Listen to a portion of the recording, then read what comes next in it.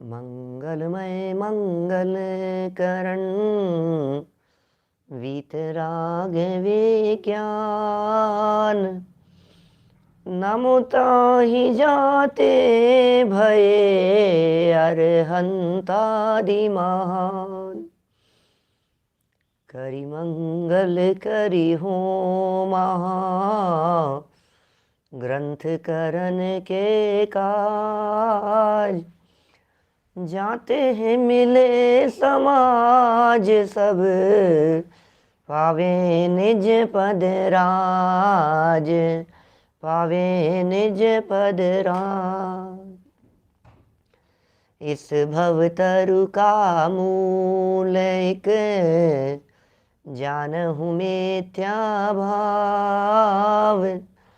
ताको करि निर्मूल अब करिए मोक्ष उपाव, करिए मोक्ष उपाव।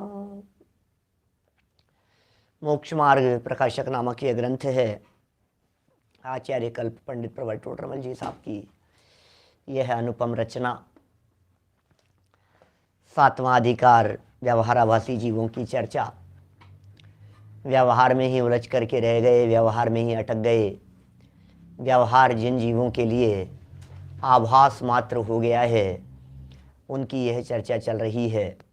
व्यवहार आभास, व्यवहार का निषेध नहीं है, लेकिन व्यवहार यदि आभास बन जाए तो परमार्थ की प्राप्ति नहीं हो पाएगी। यहाँ जिस व्यवहार की चर्चा कर रहे हैं यह सब देहाश्रित व्यवहार है और इस व्यवहार में धर्म नहीं है।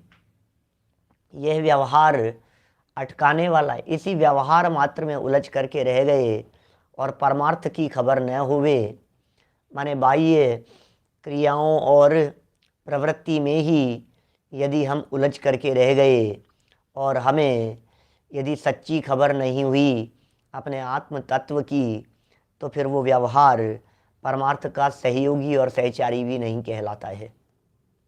यहाँ 7 तत्व संबंधी अयथार्थ श्रद्धान की चर्चा चल रही थी और इस अयथार्थता में हम बहुत सारी बातें आपके बीच में कर चुके हैं।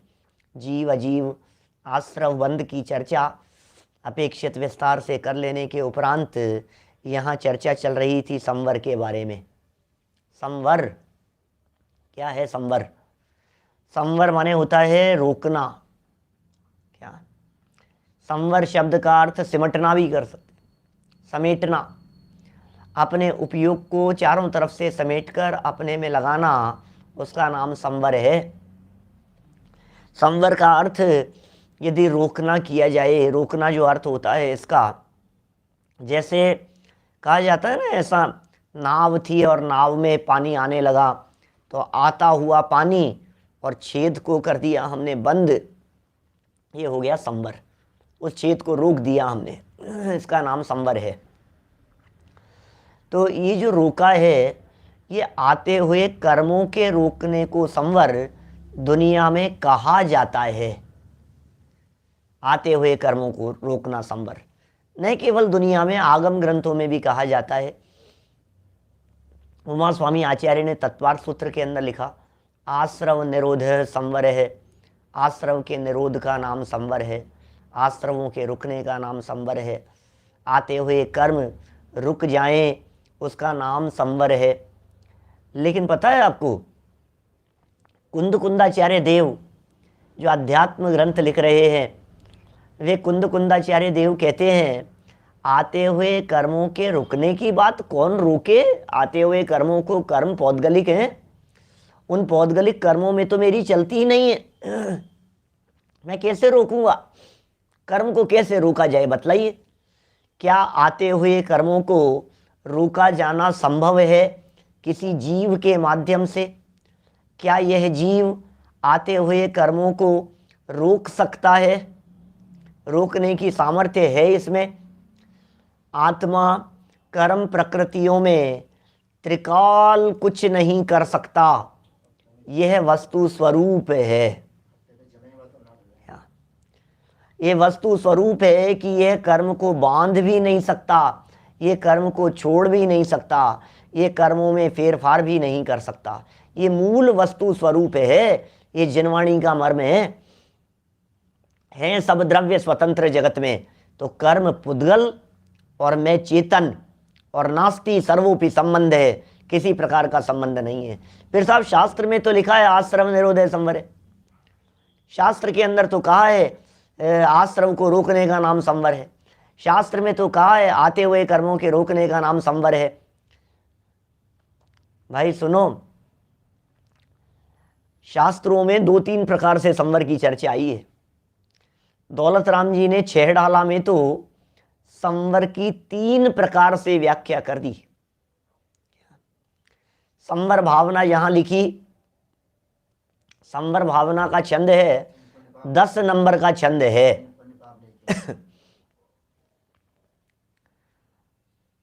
10 नंबर का छंद है 5वीं ढाल का।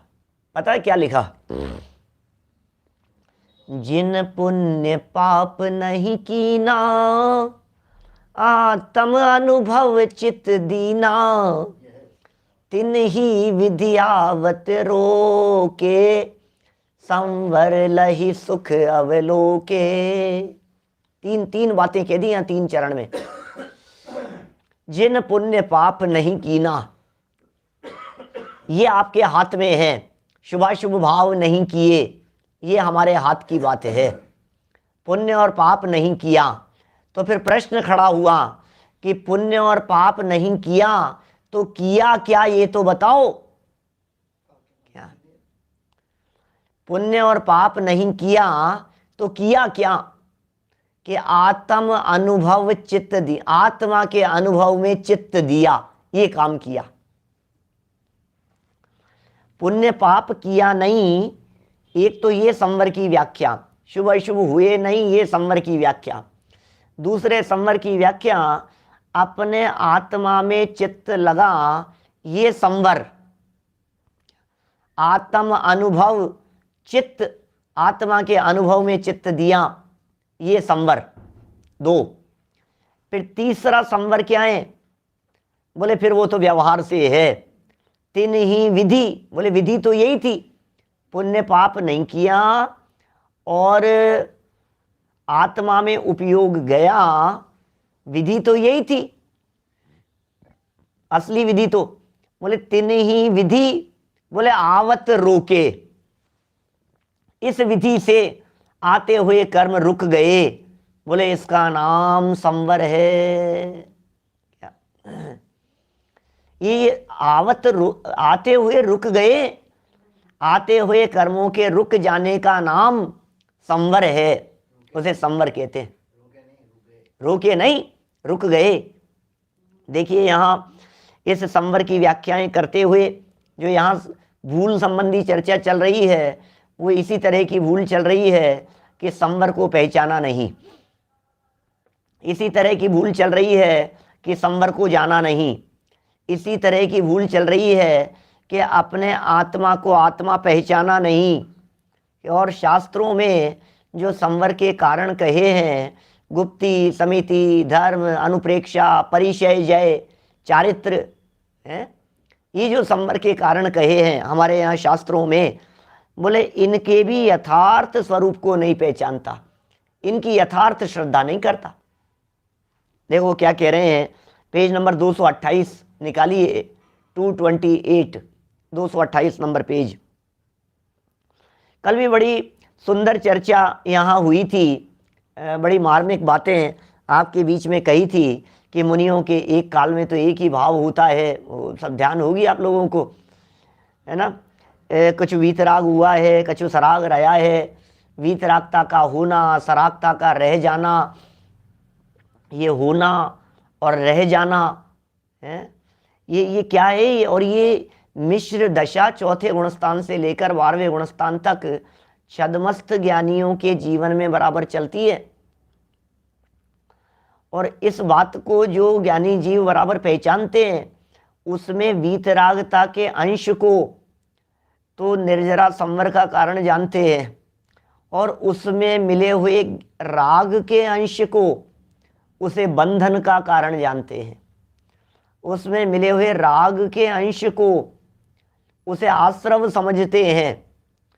तो आश्रव क्या है और संवर क्या है, ये आपको वहाँ उस मिश्रित दशा में पहचानना पड़ेगा।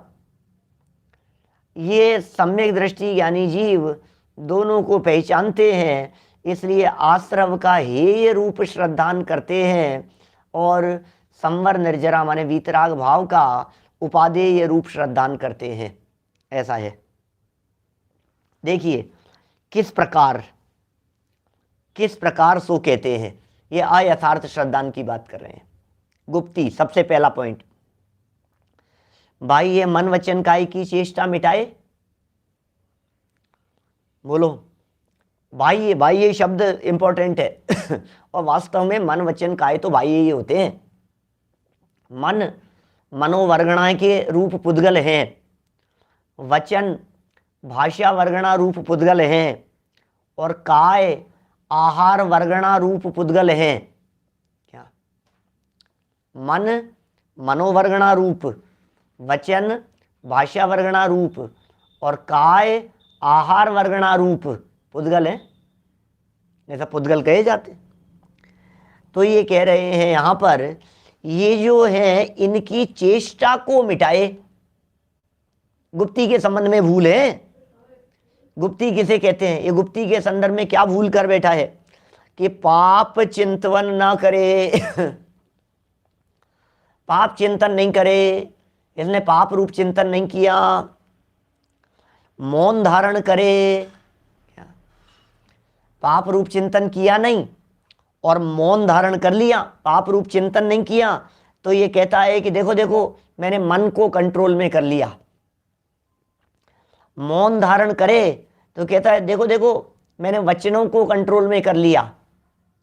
गमन आदि न करे, गमन आदि न करे तो वो समझता है देखो मैंने क्रियाओं को कंट्रोल में, देह को कंट्रोल में कर दिया, उसे वह गुप्ती मानता है। गुप्ती, आप जानते हैं गुप्ती और समिति में मूल अंतर इस तरह का किया जाता है कि गुप्ती निर्वृत्ति रूप है और समिति वो प्रवृत्ति रूप है। गुप्ती में निर्वृत्ति है और समिति में प्रवृत्ति है। ऐसा जगत में कहा जाता है। और ये स्वरूप भी है इसी तरह का।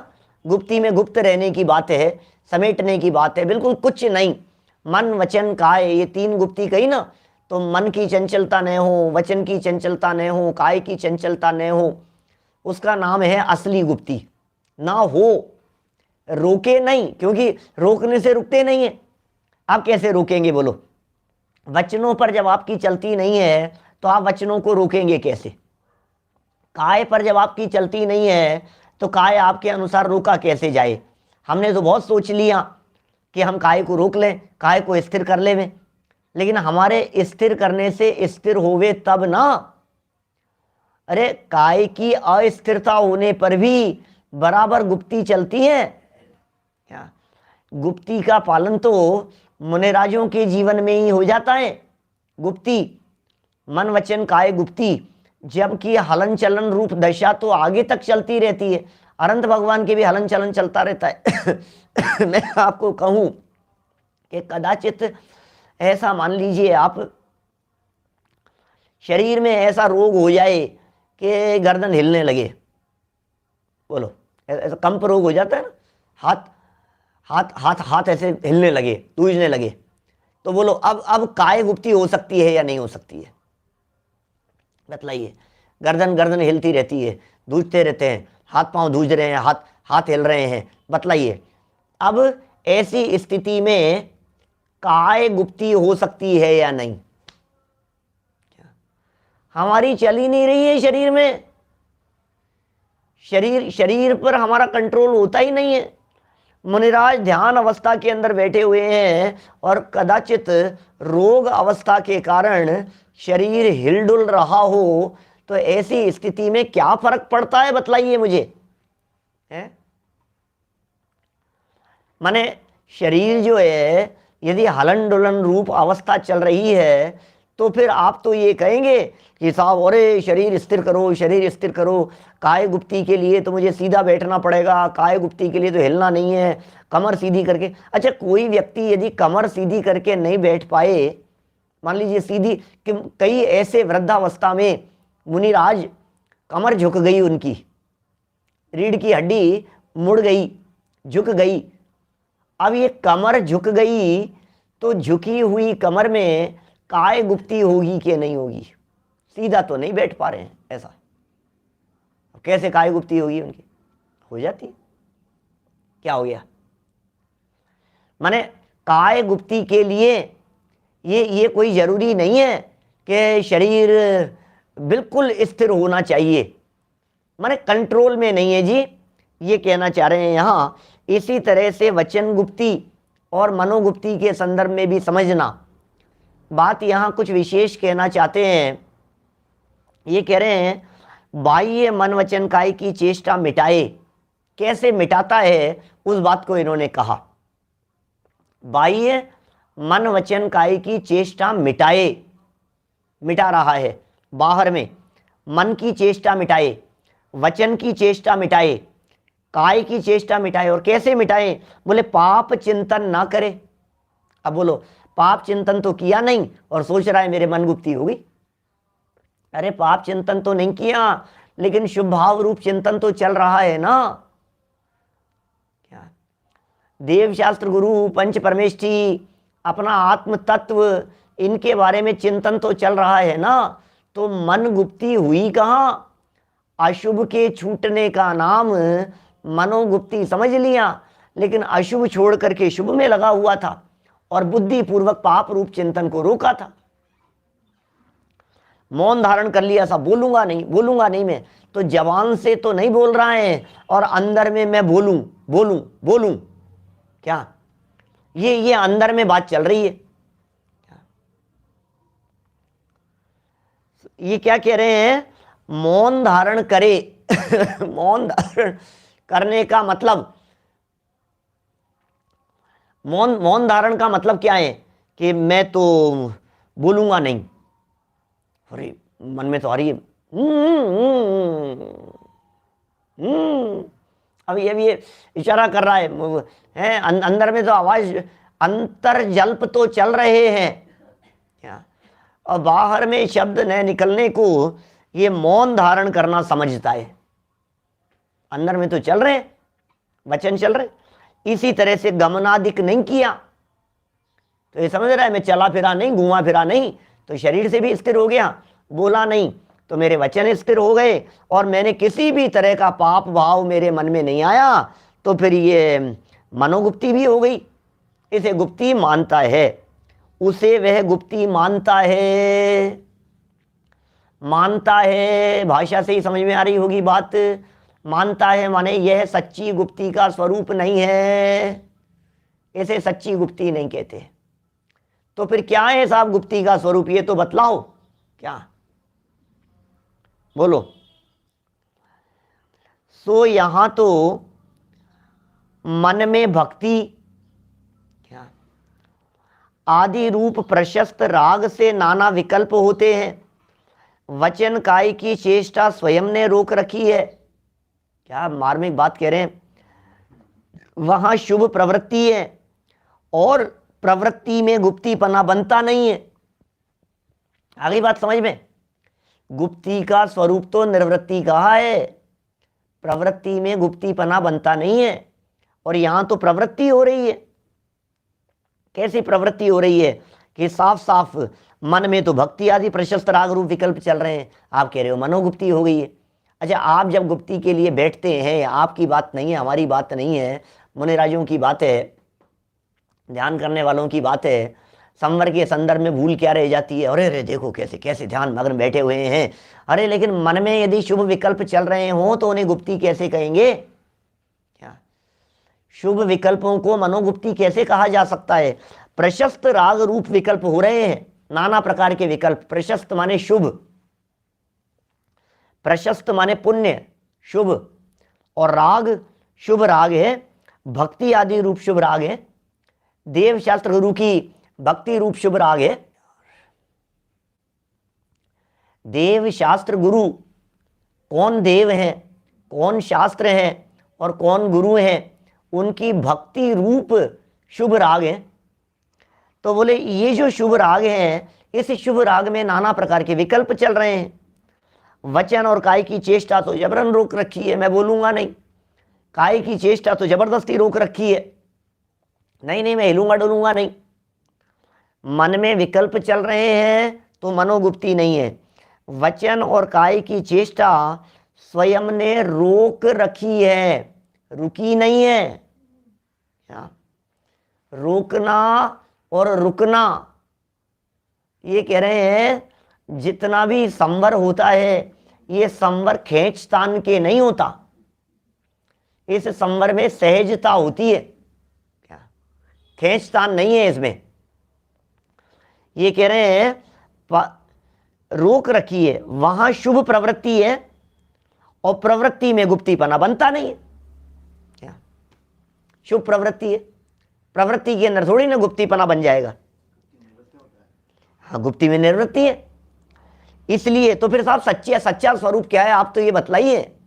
आपने जो ये बताया है इसे हमने जाना है, इसे हमने समझा है, इसे हमने समझने का प्रयत्न किया है। बात आपकी जच भी रही है हमारे को। मन वचन काय की चेष्टाएं करना नहीं करना, ये इससे असली गुप्ती का संबंध नहीं है। तो फिर वास्तव में गुप्ती क्या है? क्या मन वचन काय से बिल्कुल संबंध नहीं है गुप्ती का? है, बिल्कुल है। क्यों? क्योंकि मन वचन काय से यदि संबंध नहीं होगा गुप्ती का, तो फिर गुप्ती और समिति में अंतर क्या रह जाएगा?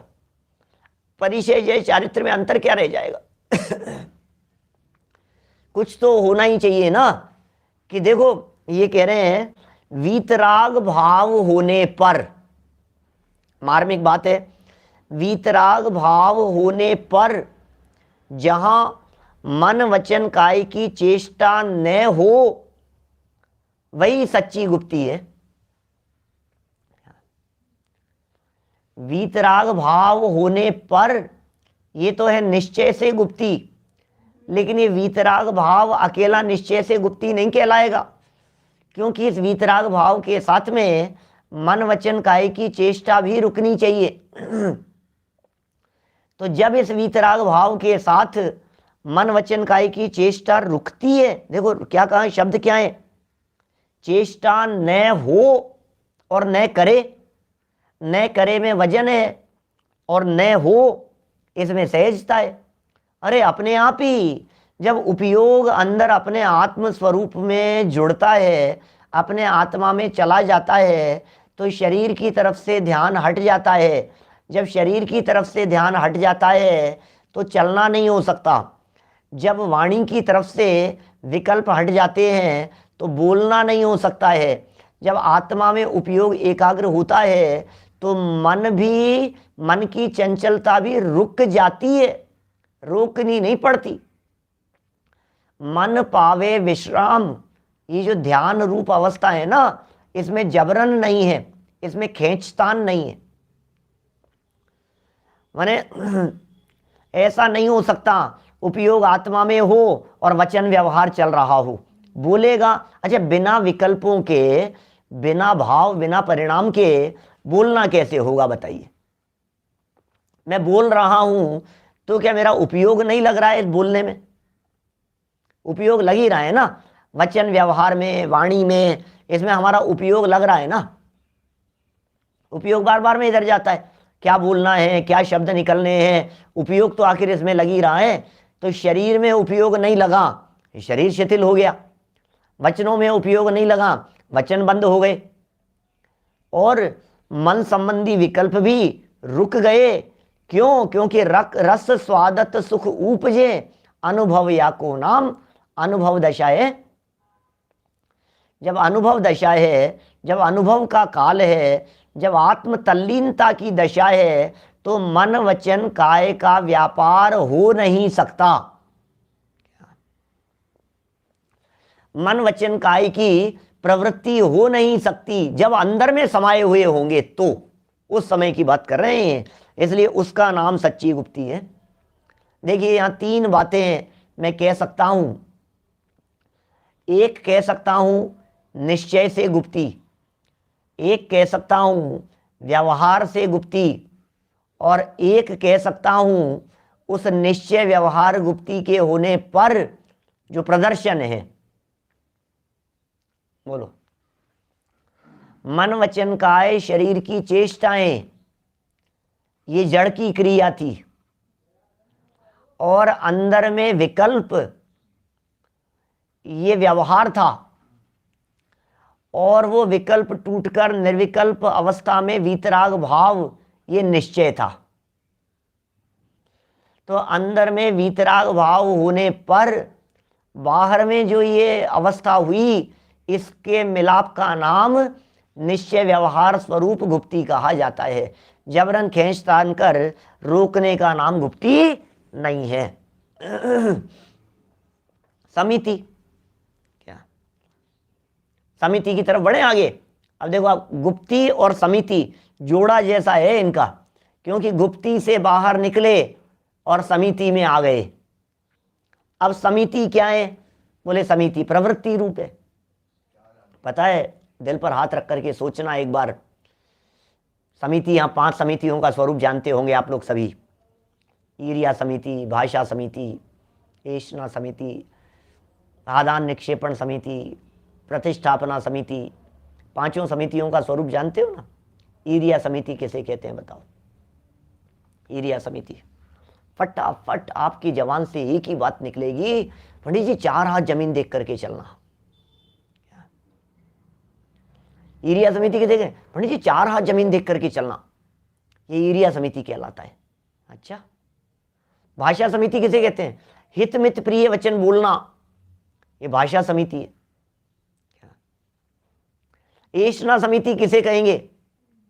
क्या 46 दोष 32 अंतराय टालकर आहार लेना, ये ऐष्णा समिति है। आदान निक्षेपण समिति किसे कहेंगे? वस्तुओं का उठाना और धरना, इसे आदान निक्षेपण कहेंगे, है ना? सावधानी इसमें। प्रतिष्ठापना समिति किसे कहेंगे? तो फटाफट हमारे को लग रहा है प्रतिष्ठापना समिति क्या है? बोले ये प्रतिष्ठापना समिति तो हो गई कि वो मलमूत्र क्षेपण करें निर्जंतु स्थान को देख करके।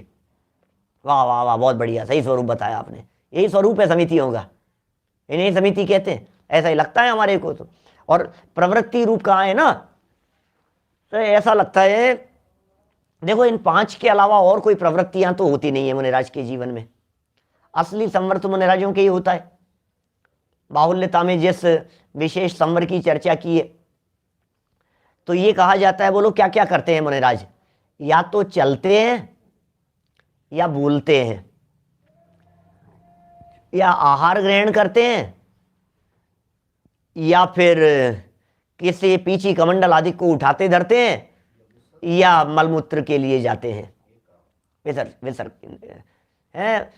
अब बतलाओ, इन 5 के अलावा कोई छठा काम मुनिराज के नहीं होता जीवन में, तो सब आ गया इसके अंदर। एक प्रकार से समिति माने मुनिचर्या है। आपको मालूम है 28 मूल गुणों का पालन यदि कदाचित ना भी हो, ध्यान देना, तो भी 13 प्रकार के चारित्र की पालना अनिवार्य रूप से होती है। 5 महाव्रत, 5 समिति, 3 गुप्ती, और इतने इसके अलावा भी मुनि भूमिका के लिए और यदि इसको रिड्यूस करें तो ऐसा कह देते हैं 5 समिति 3 गुप्ती, बस। इसे अष्ट प्रवचन मात्रिका कहते हैं। अष्ट प्रवचन मात्रिका, मिनिमम नॉलेज होनी चाहिए, मिनिमम ज्ञान होना चाहिए मुनि भूमिका के लिए। कितना मिनिमम? बोले कम से कम इन 8 बातों को जानना जरूरी है। 13 प्रकार के चारित्र से भी रिड्यूस कर दिया हमने। 5 समिति 3 गुप्ती, बस हो गया काम। 5 समिति, क्योंकि समिति में प्रवृत्ति रूप आ गई कि करना क्या है, और गुप्ती में अंदर में समा जाना आ गया, बोले हो जाएगा निर्वाण। इस अष्ट प्रवचन मात्रिका के ज्ञान मात्र से मुक्ति की प्राप्ति हो जाती है, निर्वाण की प्राप्ति हो जाती है, मोक्ष चले जाते हैं। जिनागम के वचन कह रहा हूं आपसे। अब समिति क्या क्या है, तो अरे देख लिया, देख करके चलना, बोलना, हित मित प्रिय वचन बोलना, खाने पीने में निर्दोष आहार चर्या होनी चाहिए, हैं, निर्जंतु स्थान देख करके मलमूत्र कर लिए उठाने धरते समय, और कोई जीव जंतु तो नहीं है, सावधानी पूर्वक पीछे कमंडल ग्रंथ उठाया धरा, ऐसा हो गया। अभी टोडरमल जी ये कहना चाह रहे हैं, बोले तुमने जितना भी समझा है ये सब गलत समझा है समिति के बारे में। कि साहब हमने जो ये समितियों के बारे में जो परिभाषाएं बतलाई है, क्या ये गलत है? हमने जो ये समिति का स्वरूप बतलाया है, क्या ये स्वरूप गलत है? हम शास्त्र की लाइनें खोल करके बतला देवे, ईरिया समिति किसे कहते हैं, तो यही लाइन मिलेगी आपको, 4 हाथ जमीन देखकर चलने को, चौकर मही लखी समिति ईरिया ते चले, उसका नाम समिति है। देखो यहां पढ़ता हूं, पंडित जी साहब इसके अंदर भूल बतला रहे हैं, इसमें क्या गलती हो रही है उसे बतला रहे हैं। तो साहब ये गलती तो मुनिराजों के होती होगी। अरे क्या बात कर रहे हो, गलती मुनिराजों के नहीं हो रही है, क्योंकि मुनिराज के तो ये सब सहज प्रवृत्तियां हैं, समितियां भी सहज होती है और गुप्ती भी सहज होती है उनके, तो इसलिए भूल मुनिराज के नहीं है। मुनिराज तो 6ठे 7वें गुणस्थान में झूलने वाले भावलिंगी संत हैं, वे तो अंतर्मुख होते हैं। सही कह रहे हैं प्रमोद जी भाई साहब, वे तो अंतर्मुख होकर के सिद्धों से बातें करते हैं, उनकी क्या बात करें हम। भूल तो उनके है जो जीव मिथ्या दृष्टि है। 7 तत्व संबंधी भूल किसके होगी बताइए, 7 तत्व संबंधी भूल, 7 तत्व संबंधी भूल तो मिथ्या दृष्टियों के ही है ना, मिथ्यात्व है ना 7 तत्व संबंधी भूल। तो मुनिराज मिथ्या दृष्टि थोड़ी ना, तो भूल मुनिराज के नहीं है, मुनिराज के स्वरूप के बारे में या संवर तत्व के संदर्भ में हमारे भूल बनी हुई है। ये भूल हमारे हैं संवर तत्व के संदर्भ में।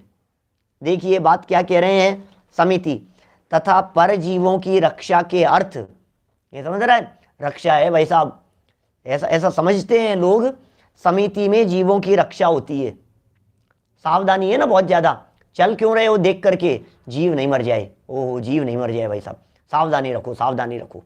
हित मित क्यों बोल रहे हो, इसलिए बोल रहे हो किसी को बुरा नहीं लग जाए, किसी के प्राण पीड़ित नहीं हो जाए, भाव प्राणों का घात नहीं हो जाए। भोजन के प्रति इतनी सावधानी क्यों, आहारचर्या में, इसलिए जीवों की विराधना नहीं हो जाए।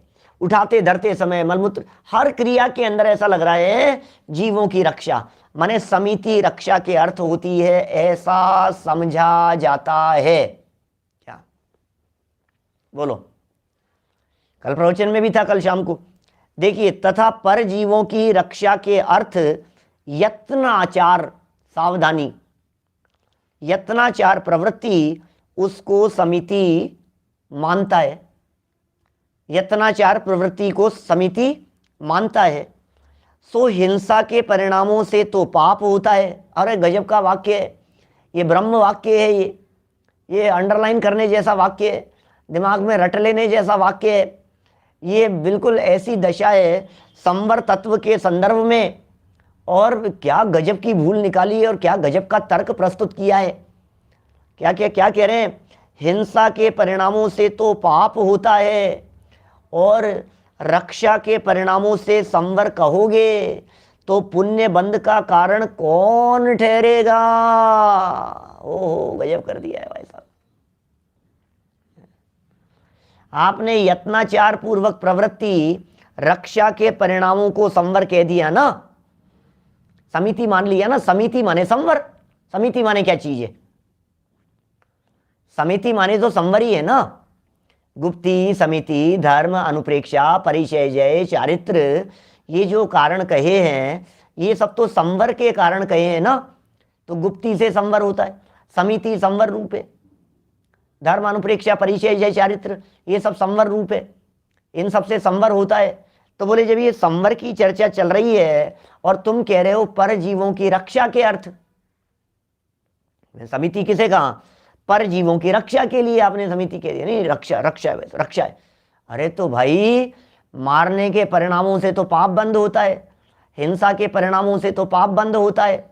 अब रक्षा के परिणाम जिसे तुम समिति समझ रहे हो, रक्षा के परिणाम, यदि इनसे आप यह मान लोगे कि संवर हो जाता है, तो हमें सिर्फ इतनी सी बात बतला दो कि कोई पुण्य बंधन का कारण भी होता है क्या?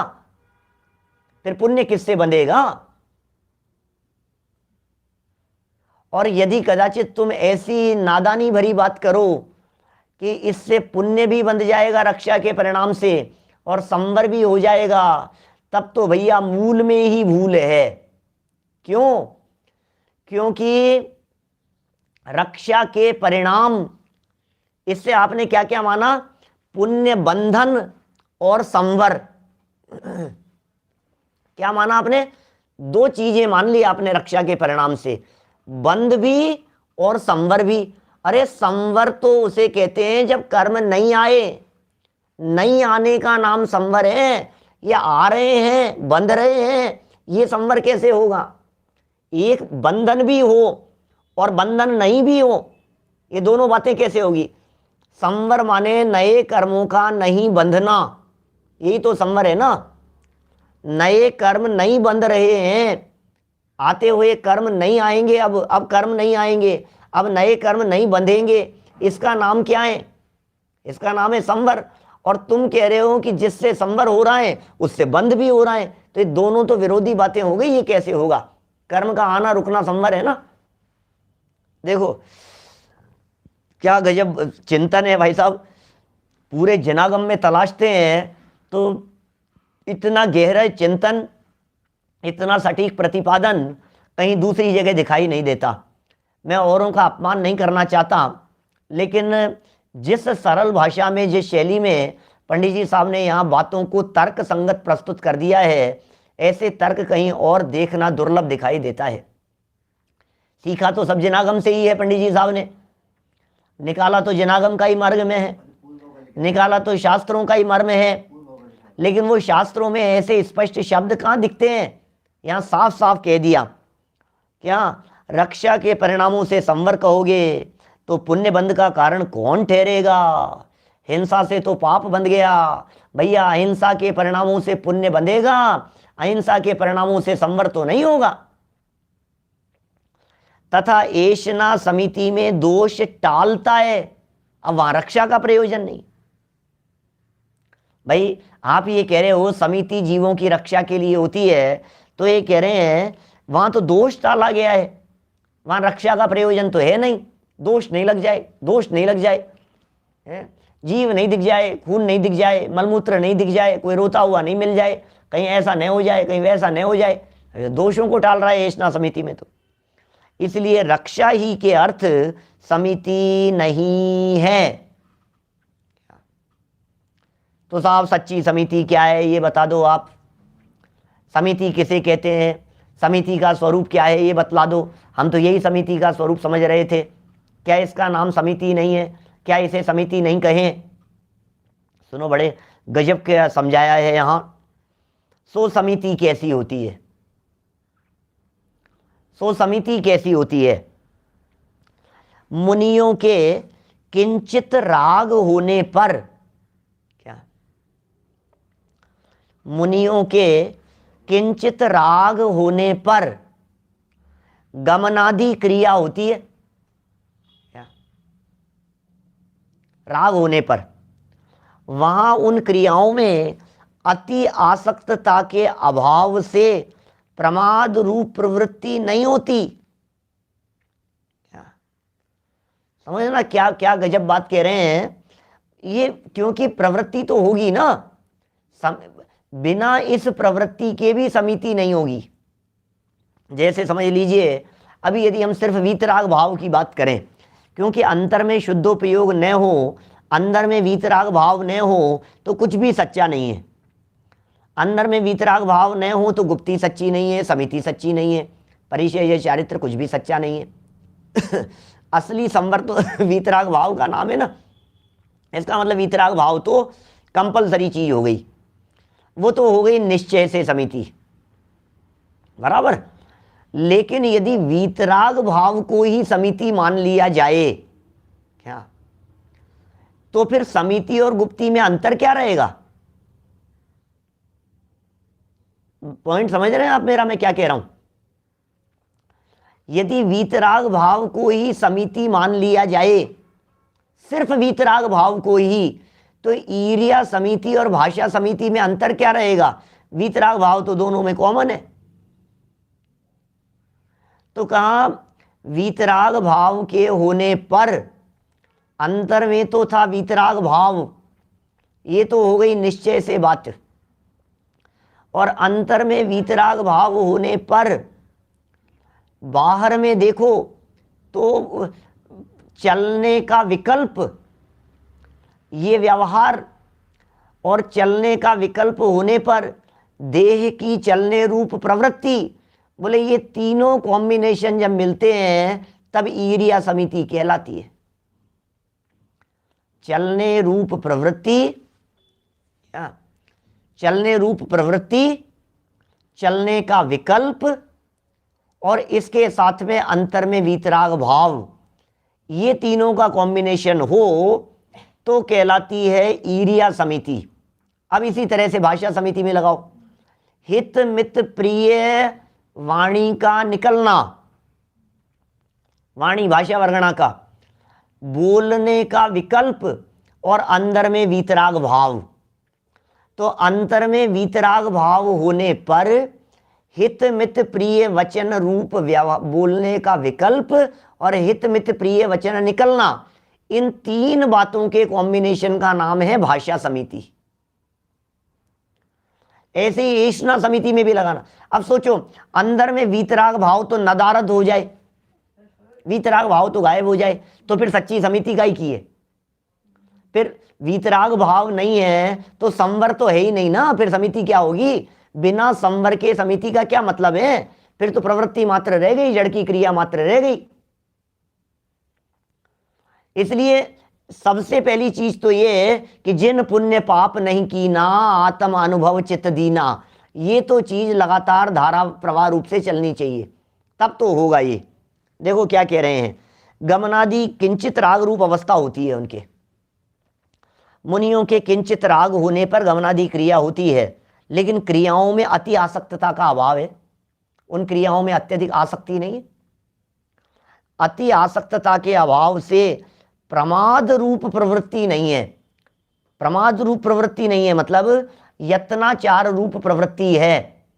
यत्नाचार रूप प्रवृत्ति ये जड़ की क्रिया है, और यत्नाचार प्रवृत्ति का विकल्प ये व्यवहार से समिति है, और अंतर में वीतराग भाव ये निश्चय से समिति है। तो निश्चय और व्यवहार का सुमेल होने पर जड़ की क्रिया होवे, निश्चय वीतराग भाव, व्यवहार विकल्प, विकल्प को व्यवहार कहा है, तो निश्चय तो वीतराग भाव हो गया, व्यवहार से विकल्प हो गया। बोले ये निश्चय व्यवहार होने पर अब जो देहादिक की प्रवृत्ति हो गई, बोले वो कह रहे हैं यहां अति आसक्तता के अभाव में प्रमाद रूप प्रवृत्ति तो नहीं होती, क्योंकि अत्यधिक आसक्ति नहीं है चलने चलने के प्रति, तो प्रमाद का तो अभाव है क्या। तथा अन्य जीवों को दुखी करके अपना गमनादिक प्रयोजन नहीं साधते। अपना प्रयोजन ऐसे नहीं साधते कि कोई जीव परेशान हो जाए, कोई जीव दुखी हो जाए। अन्य जीवों को दुखी करके, पीड़ित करके, परेशान करके गमन आदिक किसी भी प्रयोजन को नहीं साधते हैं। इसलिए स्वयमेव ही दया पलती है, दया पालते नहीं है, दया पलती है। ओह क्या इस प्रकार सच्ची समिति है। तो दया पालने की बात करता है, ये दया पलने की बात करते हैं। समितियां पाली नहीं जाती, समितियां पलती है। मुनिराज चार हाथ जमीन देखकर नहीं चलते, मुनिराज जैसे चलते हैं उनकी उस प्रवृत्ति को ईर्ष्या समिति कहा जाता है। मुनिराज सोच सोच करके हितमित प्रिय नहीं बोलते, क्या उनकी वाणी जैसे निकलती है उसे भाषा समिति कहा जाता है। मुनिराज दोष देख देख करके नहीं त्यागते, जैसी सहज वृत्ति उनकी होती है उसे ईष्णा समिति कहा जाता है। मुनिराज सोच सोच करके प्रवृत्तियां नहीं करते हैं, ये तो सहज होती है ये सब प्रवृत्तियां, खींचतान नहीं होती। जिस प्रवृत्ति में खींचतान हो वो प्रवृत्ति सच्ची प्रवृत्ति नहीं है, वो सच्ची समिति नहीं है। समिति में सहजता थी, माने समिति में प्रवृत्ति कही, जैसे प्रश्न किया ना अभी लवाड़िया जी पूछ रहे हैं, माने भाषा समिति और वचन गुप्ती में क्या फर्क है। गुप्ती, गुप्त, इसका नाम है गुप्ती। गुप्ती माने बंद कर दिया, गुप्त हो जाना, और समिति तो बोलना है, भाषा समिति में बोलना है, वचन व्यवहार है, और वचन गुप्ती में वचन नहीं निकलना है। ये फर्क है दोनों में। देखिए यहां बड़ी गजब की व्याख्याएं पंडित जी साहब द्वारा की गई है। सच्चाई यह है कि मुनिराज चरणानुयोग के अनुसार पालन नहीं करते। मुनिराज की जीवनचर्या को देखकर चरणानुयोग लिखा गया है। चरणानुयोग कब लिखा गया, आचरण शास्त्र कब लिखे गए। मुनिराज मूलाचार को देख करके अपना आचरण पालन करेंगे, 28 मूल गुणों को समझ समझ करके पालन करेंगे कि नहीं। तो फिर कैसे पालन करते हैं, ऐसे पालन करते हैं अंदर में 3 कषाय चौकड़ी का अभाव होता है, और फिर बाहर में जो भी जैसी प्रवृत्तियां होती हैं। अब जैसी प्रवृत्तियां मुनिराजों की दिखाई देती है, उन प्रवृत्तियों को देख करके चरणानुयोग लिख दिया गया। अच्छा, मुनिराज चल रहे थे तो ऐसा लग रहा था जैसे नीचे इतना देख करके चल रहे हैं। मुनिराज 4 हाथ जमीन देखकर चलते हैं, चलते हैं कि जैसे चलते हैं उसका नाम ईरिया समिति है। मुनिराज भाषा समिति से बोलते हैं या मुनिराज जैसे बोलते हैं उसका नाम भाषा समिति है। सब चीजों के अंदर इस तरह से लगाना और मूल में लगाना वीतराग भाव को। तो वीतराग भाव के साथ जब ये सब बातें होती है तो सच्ची गुप्ती समिति आदि कहलाती है। इनके संदर्भ में जो हमारी भूल थी वे अवश्य निकलनी चाहिए। हम सब धीरे धीरे इन भूलों को निकालकर निश्चित तौर पर निर्दोष हो जाएंगे। हम सब निर्दोष रीति से ये संवराधिक का पालन कर पाएंगे। हम सबके जीवन में ऐसा परम संयम, उत्तम संयम प्रकट हो, इसी मंगल भावना से मैं बात को यहीं विराम दे रहा हूँ। निज निधि निज में बताई यह अनंत उपकार है, उसके लिए जिन वाणी माँ को वंदना शत बार है, वंदना शत बार है। नौ बाणों का